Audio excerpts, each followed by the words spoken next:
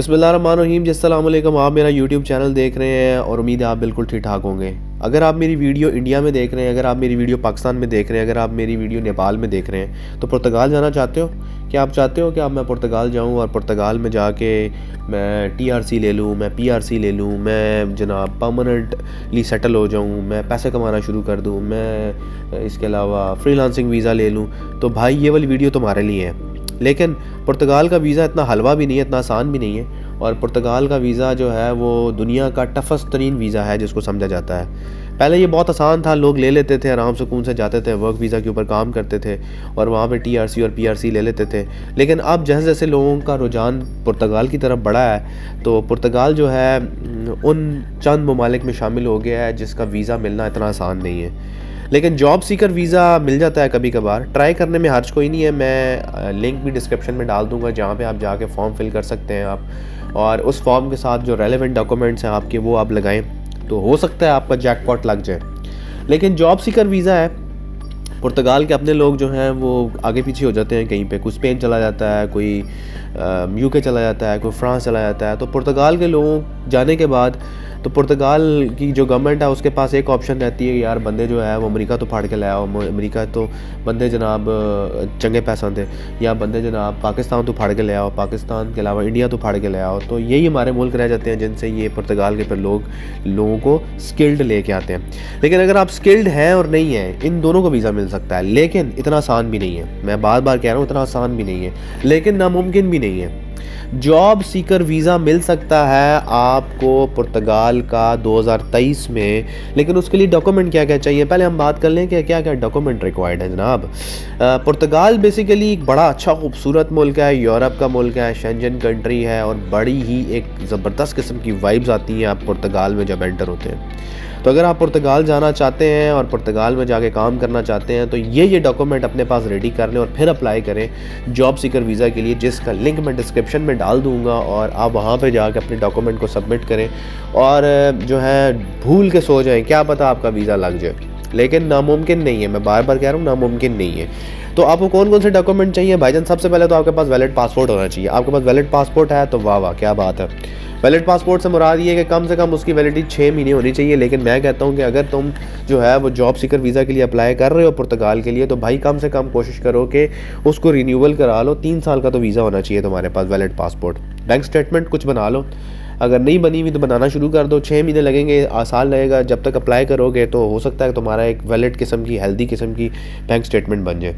इसके अलावा PCC, जिसको हम पुलिस करेक्टर सर्टिफिकेट कहते हैं, जो कि आपका बड़ा आराम सुकून से अपने लोकल थाने से बन जाता है। आप जाएं, एप्लीकेशन एक लिखें और एप्लीकेशन लिखने के बाद सबमिट कराएं, वो आपको 2 दिन में एक PPC है जिसको पुलिस करेक्टर सर्टिफिकेट कहते हैं, वो बना देंगे।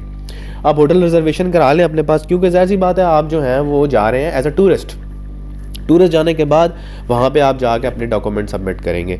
और उसके बाद आपका कोविड टेस्ट होना चाहिए। कोविड टेस्ट तब करा लें जब आप जब आपका वीज़ा लग जाए, ठीक है। टिकट, रिटर्न टिकट आप डमी बना लें, अगर आप बनाना चाहते हैं बन जाता है। आपके पास जो डॉक्यूमेंट है, आपने जो भी पढ़ा हुआ है, डिप्लोमा किया हुआ है, आपने कोई डिग्री की हुई है, कुछ भी किया हुआ है, सारा कुछ लगा दो डॉक्यूमेंट के साथ, कुछ भी ना छोड़ो। एक तगड़ा सा कवर लेटर बनाओ। तगड़ा सा कवर लेटर बहुत ज़रूरी है।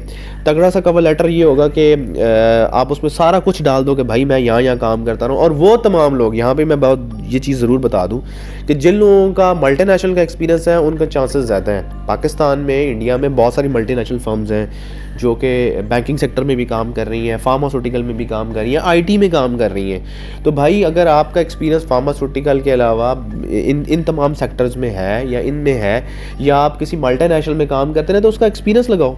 उसका एक्सपीरियंस लगाओगे तो आपके वीज़ा लगने के चांसेस थोड़े से ज़्यादा हो जाएंगे।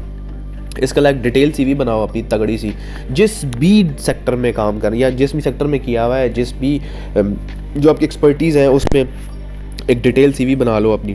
अच्छा, इस जो जॉब वीज़ा की सबसे अच्छी बात यह है कि ख़वातीन को भी वीज़ा मिल रहा है, ख़वातीन भी अप्लाई कर सकती हैं। बड़ी अच्छी एक अपॉर्चुनिटी है कि आप IT स्पेशलिस्ट अच्छे हैं, आप मेडिकल साइंसेस से अच्छे हैं, आपके पास एक ऐसी स्किल है, आप एक फ्रीलांसर हैं, तो आप फीमेल हैं तो आप अप्लाई कर सकती हैं आप, ठीक है।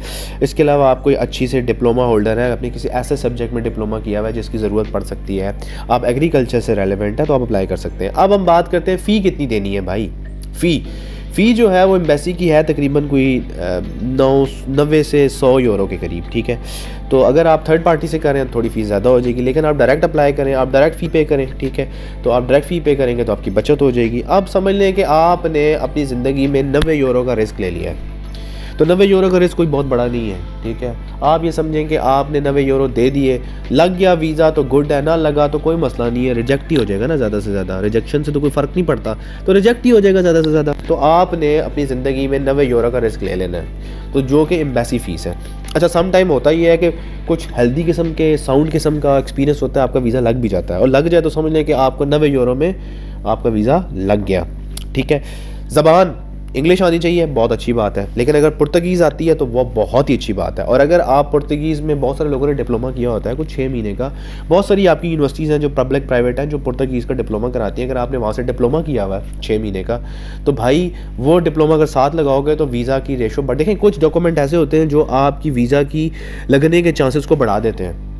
तो अगर आपके पास पुर्तगीज़ का डिप्लोमा है, आपको पुर्तगीज़ आती है, तो भाई लगाओ उसका डिप्लोमा, लेकिन इंग्लिश तो एटलीस्ट आनी चाहिए ना। आपने कम्युनिकेट तो किसी से करना, पता लगा इंग्लिश भी नहीं आती, तो इंग्लिश आपको आनी चाहिए, ठीक है। इसके अलावा जो बेसिक सैलरी है इस टाइम के ऊपर, वो पुर्तगाल में तकरीबन 750 यूरो के करीब है। लेकिन कुछ शहजादे जो एजेंट्स हैं वो लोगों को फेक लेटर दे रहे हैं और कह रहे हैं भाईजान तुम्हारी सैलरी 1100 यूरोज़ और ये वो, लेकिन उसको वेरीफाई कर लें। हर तरह का अब IT का दौर है, आपकी कोई चीज़ भी अगर आपके पास है तो आप आसानी के साथ वेरीफाई कर सकते हैं कि यार ये दो डमी लेटर तो नहीं है, डमी वीज़ा तो नहीं है, डमी वीज़ा मिलता है, ठीक है। 2 नंबर वीज़ा भी आपको एजेंट टकरा देता है, तो इस चीज़ का ध्यान करना है आपने बहुत, ठीक है। तो एजेंट इस तरह के फ्रॉड करते हैं। तो अगर आप ये तमाम चीज़ें अपनी कर लेंगे कंप्लीट, तो भाई पुर्तगीज़ का अप्लाई करने में कोई हर्ज नहीं है। 90 यूरो का रिस्क किया वो आप ले लें, तो आप जो हैं वो अप्लाई करें पुर्तगाल का, हो सकता है आपका वीज़ा लग जाए। वीज़ा लग जाता है तो भाई वारे के न्यारे हो जाएंगे, जाओ चुप करके काम करो, TRC लो, PRC लो, अपने डॉक्यूमेंट सबमिट करो। जब पाकिस्तान से, इंडिया से निकल गए तो अगली जुगाड़ लगा लोगे। हमारे पाकिस्तानी और इंडियन माशाल्लाह से इतने तगड़े हैं, एक दफ़ा वो कहते हैं सानू जान दो, फिर अगली सी गल सोच लेंगे। तो इसलिए जॉब सीकिंग वीज़ा के लिए अप्लाई करो, मस्ट अप्लाई करो, हो सकता है चांस लग जाए। आप स्किल्ड हैं, स्किल्ड लोगों को ज़रूरत है यूरोप पूरे में। अगर आप पुर्तगाल चले जाते हैं तो पुर्तगाल के साथ समझे आपके पास 26 कंट्री खुल जाते हैं, आप किसी भी मुल्क जा सकते हैं, ठीक है। फिर भी पुर्तगाल के वाले से कोई हमारे से चीज़ पूछना चाहते हो तो हमारे चैनल को लाइक एंड सब्सक्राइब कर लो और बेल आइकन को दबा लो। मिलते हैं एक नई खूबसूरत सी वीडियो के साथ। इस चैनल के सब्सक्राइबर्स बढ़ाने में मेरी मदद करें, 1000 सब्सक्राइबर करें। तो मिलते हैं एक नए मुल्क के साथ, एक नई वीडियो के साथ, एक नई नौकरी के साथ, एक नई जॉब के साथ, एक नई इन्फॉर्मेशन के साथ। जो लिंक है वो मैं डिस्क्रिप्शन में डाल दूँगा, जाओ डायरेक्ट अप्लाई करो। तो मिलते हैं जी, अल्लाह हाफ़िज़।